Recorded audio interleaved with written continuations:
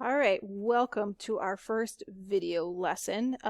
We're going to start talking about equations of circles. We're doing a lot with circles, triangles. Now we're going to kind of put it together and come up with an equation of a circle. All right, so if you remember way back to 8th grade, we talked about point-slope form of linear equations. And what point-slope form gave us was two valid pieces of information to be able to graph a line. So it gave us our starting coordinate. So what we did is we took our x value over here at +2.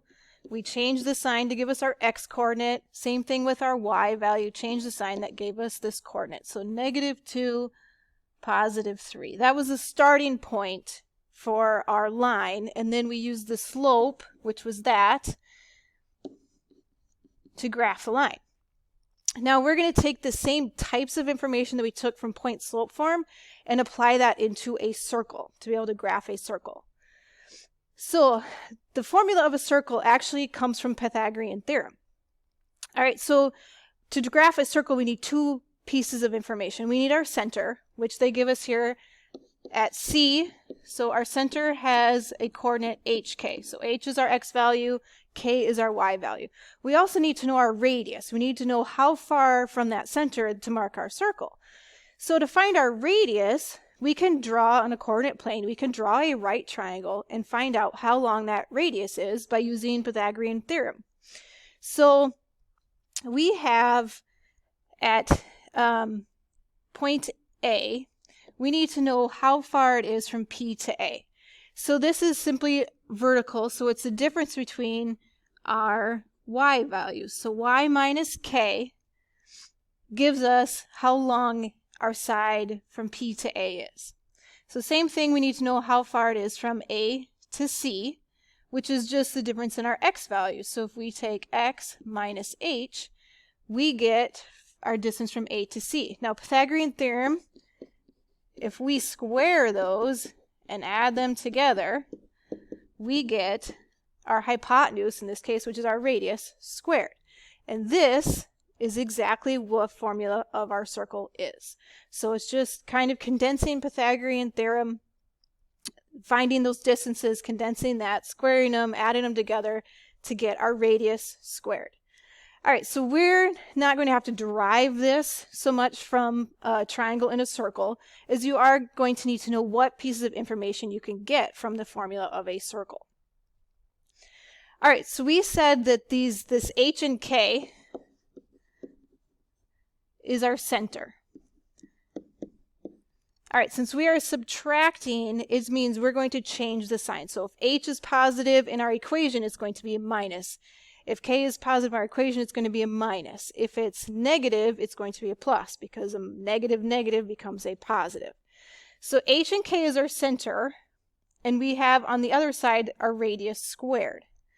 So in order to write an equation for this, what we're going to do is take our x value minus our x coordinate of our center squared, add our y value minus the y value of our center squared is equal to our radius squared.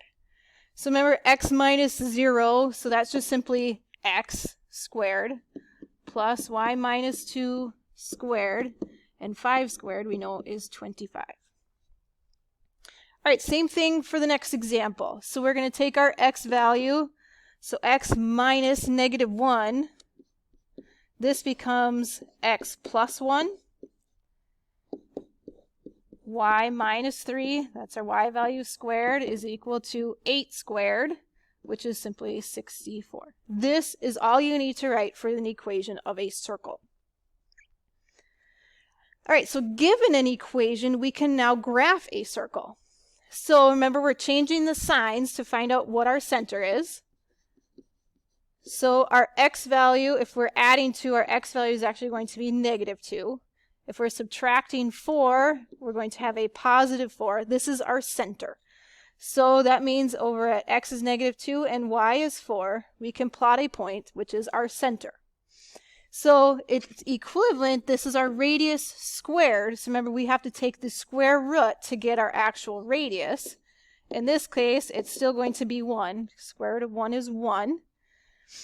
So from our center, we can graph points exactly 1 square away and get a circle. All right, same thing for the next example. So our center, we got to change the sign. So our x value is going to become -4. Our y value is going to become -1. So -4 down to -1.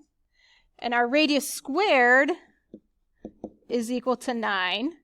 So our radius is actually equal to 3. So from our center, we go out 1, 2, 3 each direction.